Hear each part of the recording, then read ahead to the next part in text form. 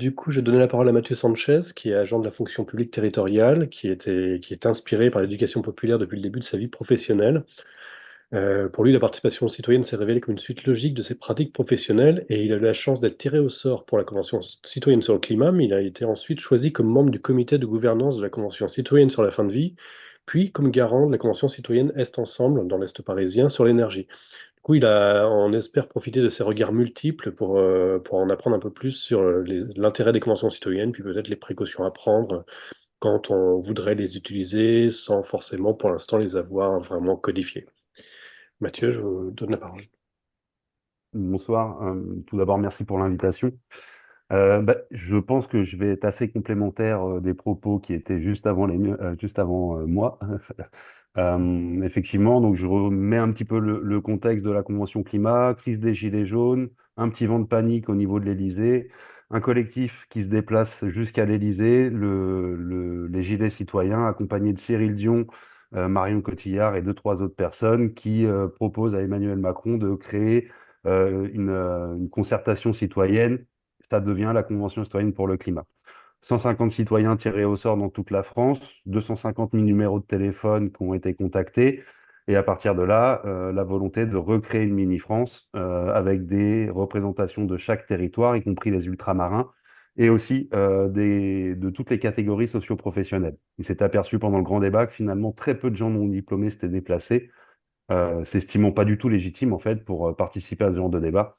Et donc du coup, forcément, il y a eu un regard particulier pour que des gens non diplômés puissent y participer. Je rentre dans la catégorie des gens non diplômés.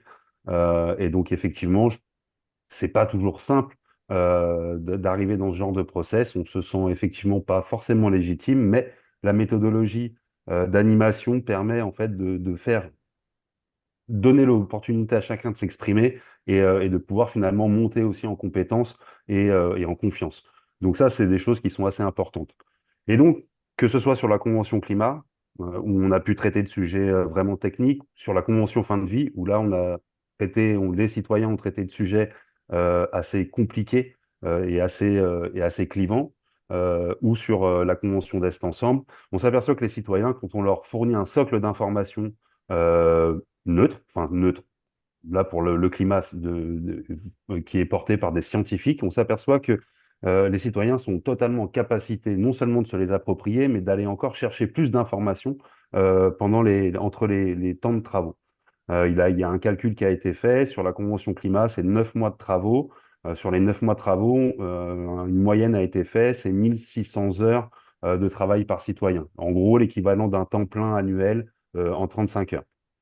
Donc ça veut dire que les citoyens, au-delà même des sessions où on leur demande d'être travaillés, on s'est investi énormément pour traiter les sujets, aller à la rencontre des acteurs locaux, que ce soit les collectivités, que ce soit les associations. Et donc on s'est nourri de tout ça et on a entretenu ces relations entre nous pour pouvoir à chaque fois mettre en commun les travaux et les réflexions qu'on pouvait avoir sur nos territoires. Et donc, on se retrouve avec une représentation, avec une diversité sociale, une diversité de territoires, mais aussi une représentation des courants politiques. Et c'est à partir de là aussi on se retrouve sur un espace assez intéressant. Puisque finalement, sur les 150 citoyens, on avait quelques militants de partis, quels qu'ils soient, mais finalement, on était assez représentatif de la majorité silencieuse. Cette majorité silencieuse, auquel les partis ne s'adressent plus depuis bien longtemps. Et on voit bien, la lecture des dernières élections, on voit bien que c'est assez flottant et que finalement, il n'y a pas d'avis si tranché que ça. On n'est pas sur un système finalement si binaire que ça. C'est beaucoup plus complexe et beaucoup plus riche, la société française, que ce qu'on peut nous faire croire et ce que font croire les partis politiques. Et quand on arrive justement à mettre autour de la table des gens qui ont plutôt sympathisants LFI, des sympathisants potentiellement RN, LR, qu'on les met autour de la table en leur disant on va travailler pour l'intérêt commun, finalement, les clivages qu'on peut retrouver à l'Assemblée nationale disparaissent totalement. Et on n'est plus du tout sur une opposition, mais sur un renfort d'opinion. C'est-à-dire qu'on a vraiment des citoyens qui vont, j'ai le souvenir d'un échange avec un ancien élu LR de région parisienne qui s'offusquait qu'on tape régulièrement sur les entreprises à la Convention climat. On disait, mais non, on ne tape pas sur les entreprises. On est en train de dire, on se donne un délai, une marge de manœuvre d'une dizaine d'années pour que ces entreprises puissent réorienter leurs objectifs, Mais au bout d'un moment, il faut bien qu'il se passe quelque chose. Donc, on doit proposer aussi une période, un moment de sanction. Par contre, on va faire en sorte qu'on leur laisse le temps de travailler et de faire cette réorientation de leurs objectifs. Et à partir de là, elle dit, OK, je comprends mieux. Et effectivement, il y a des fois des entreprises qui ont tendance à attendre la dernière minute et ensuite faire la tortue sur les dos à dire, bah, finalement, vous voyez bien, on n'y arrive pas, il faut changer tout ça. Et on ne fera pas finalement ce qui a été mis en place. Et donc, à partir de là, on est vraiment dans la co-construction et dans la co-réflexion. Et c'est ce qui manque actuellement dans notre société. Les conventions citoyennes, ce sont des espaces de débat sereins où on prend le temps de réfléchir, de s'opposer des avis, mais pour autant de ne pas les détruire et de, au contraire, s'enrichir de tout ça. Sur la convention fin de vie, ça a été exactement ça. Les avis étaient pourtant très opposés pour ou contre l'aide active à mourir, mais à aucun moment on a coupé le débat. C'est-à-dire que les citoyens ont continuellement été dans l'échange et dans la réflexion.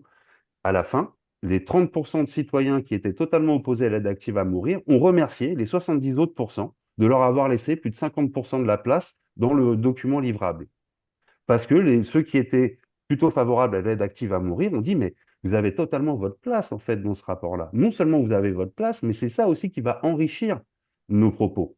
Et donc finalement, on arrive sur un schéma qui est totalement différent de ce qu'on peut voir à l'Assemblée. Ensuite, ça, c'est à l'échelle nationale, mais quand on redescend à échelle locale, on arrive à travailler aussi d'une autre manière. Je reprends l'exemple d'Est Ensemble, qui est une communauté d'agglomération de Seine-Saint-Denis qui représente 450 000 habitants. Des villes où c'est 20% de la population qui vit en dessous du seuil de pauvreté et 40% qui vit dans les quartiers populaires. On a affaire à des gens qui sont très éloignés des enjeux climatiques. Mais toute la période d'acculturation autour des enjeux climatiques a été pour eux une véritable révélation. Et on a vu l'évolution de ces citoyens. C'est-à-dire qu'on a des citoyens qui se sont d'abord projetés à titre personnel. Qu'est-ce que moi je peux faire dans mon quotidien pour réussir finalement à déjà transformer un peu ma vie au quotidien. Et ensuite, ils se sont dit, mais qu'est-ce qu'on peut faire dans le quartier? Et puis ensuite dans leur ville, et ensuite dans la communauté d'agglo. Et évidemment, c'est remonté jusqu'à jusqu'où on peut interagir avec la région pour justement, si on parle de mobilité, comment on peut faire. Et donc, en fait, il est possible de créer ce travail-là à échelle locale, plus gros qu'une échelle communale, mais effectivement, ça nécessite des moyens financiers, des moyens logistiques, et la plupart du temps, ce sont des exercices qui se déclenchent en début de mandat. Tout simplement parce que ça laisse le temps aux élus de poser le projet, de l'absorber, c'est-à-dire vraiment de prendre en considération, de laisser travailler les citoyens, de prendre en considération leurs travaux et d'avoir une période où ils peuvent commencer la mise en application. Et on en revient aussi sur les enjeux de co-construction. C'est-à-dire que quand les citoyens ont commencé à vraiment sortir leur rapport, à partir de là, il y a eu des échanges avec les services de la collectivité qui allaient mettre en application. Un exemple très simple. Les citoyens de la Convention d'Est Ensemble voulaient absolument qu'il y ait le développement des pistes cyclables, l'élargissement des trottoirs, des voies de bus réservées, et au bout d'un moment, la collectivité a dit, attention, il faut aussi quand même qu'on puisse faire cohabiter tous les usagers. Et à partir de là, il faut qu'on trouve une formule dans votre proposition qui nous laisse un minimum de marge de manœuvre pour qu'on puisse faire en sorte que tout le monde puisse cohabiter sur cet espace public sans se retrouver finalement à créer un conflit ou des situations qui seraient beaucoup trop dangereuses à vivre au quotidien. Et donc les citoyens ont compris ce truc-là et ont revu certains curseurs pour faire en sorte que finalement leur rapport reste ce qu'ils avaient en tête, mais soit applicable par la collectivité. Résultat, sur 215 propositions qui ont été réalisées et qui ont été faites par les citoyens, 205 propositions ont été validées par la collectivité. La dizaine qui n'a pas été validée a été expliquée simplement aux citoyens. Un autre exemple, il y avait une proposition qui allait coûter excessivement cher. Ils ont dit, bah, écoutez, c'est simple, on ne va pas la mettre en application. Elle a du sens, mais tout comme trois autres propositions, et le financement de celles qu'on refuse nous permet de mettre en application les trois autres propositions que vous nous avez faites. Donc, nous, en tant qu'élus, on fait le choix de faire ces trois propositions qui nous paraissent finalement peut-être plus importantes ou plus faciles à mettre en place en termes de temporalité. Et donc, les citoyens, à aucun moment, se sont offusqués qu'on leur qu'on leur explique pourquoi on refusait certaines de leurs propositions. Au contraire, ils ont été totalement d'accord avec ça. L'avantage aussi de ce genre d'exercice, c'est que finalement, on met les citoyens en situation ponctuelle d'être finalement décideurs. Alors, même si ça reste dans l'exercice, mais finalement, ils se disent, mince, c'est vrai que là, on est en train de faire une proposition, comment on va l'amener auprès de nos concitoyens pour la rendre acceptable? Ils s'aperçoivent bien qu'il y a des points de tension. Et donc, quelque part, on les met en position d'être élus, d'avoir une réflexion d'élus. Et donc, du coup, le rapport aux élus est totalement différent. L'écoute est différente, puisque là, ils se disent, bah ouais, effectivement, on va quand même écouter l'élu parce que ce qu'il vit au quotidien, nous, on l'a vécu sur notre petite expérience et on comprend que c'est pas si simple que ça. Et donc l'élu, en général, est assez étonné aussi, finalement, d'avoir des gens qui ne sont plus dans le yaka faucon. Et donc finalement, cette espèce de débat serein qu'il y a eu entre citoyens, bah, dégouline en fait sur les rapports qu'il peut y avoir aussi avec les élus. Et donc je pense que c'est intéressant à ce titre-là pour les élus locaux de se dire, bah, en fait, on peut aussi euh, entrouvrir la porte de notre quotidien et de montrer comment ça se passe, ce genre de choses. Et donc là, forcément, on arrive sur une espèce de co-construction qui peut aller même au-delà de la remise du livrable, puisqu'on peut aussi impliquer les citoyens dans la diffusion de ces travaux-là. Par exemple, la Fédération des centres sociaux s'est donné comme objectif d'être partie prenante de ces actions de participation citoyenne. Et ils sont en pleine réflexion à savoir justement comment ils peuvent s'investir. Je dois intervenir avec eux. L'idée, clairement, c'est de leur dire, mais en fait, il y a énormément de citoyens qui sont peut-être éloignés, qui n'ont pas l'habitude de travailler, qui sont de catégories socio-professionnelles peut-être pas très élevées, mais qui ont envie de s'investir. Ils ont besoin d'accompagnement. Là, vous avez un rôle à jouer en tant que fédération des centres sociaux. Vous, en tant que centres sociaux, vous pouvez les accompagner pour créer un événement qui leur permette de diffuser les travaux qu'ils ont pu faire. Il y a toute cette partie-là qui reste encore à construire. Donc, il y a encore des points sur lesquels il est important de travailler, la reconnaissance d'un statut citoyen pour que justement on puisse permettre à tout le monde de participer, c'est-à-dire créer ce statut qui permettrait en fait aux citoyens qui acceptent de travailler sur une concertation d'être libérés par son employeur, quel qu'il soit. C'est-à-dire que c'est plus facile pour à cette heure-ci une profession libérale de se libérer que pour un ouvrier qui travaille en usine. Donc, il faut qu'on puisse lui donner ce champ d'action. Il faut aussi qu'on puisse qu'on accompagne les parents isolés qui sont seuls avec leurs enfants pour que une garde d'enfants puisse être assurée, pour leur permettre aussi de venir travailler sur ces sujets-là, que ce soit au niveau national ou local. Et donc, il y a ce genre de cadre en fait à créer aussi pour permettre aux citoyens de s'engager pleinement et de pouvoir vraiment apporter quelque chose d'intéressant. Et vraiment, sur la communauté d'Est Ensemble, la société qui a travaillé sur le tirage au sort était assez pessimiste au départ en se disant, les citoyens, ça va être compliqué. Au final, au bout de 3 semaines, ils sont revenus vers nous en nous disant, mais en fait, non, en fait, on n'a jamais eu autant de personnes qui ont dit oui.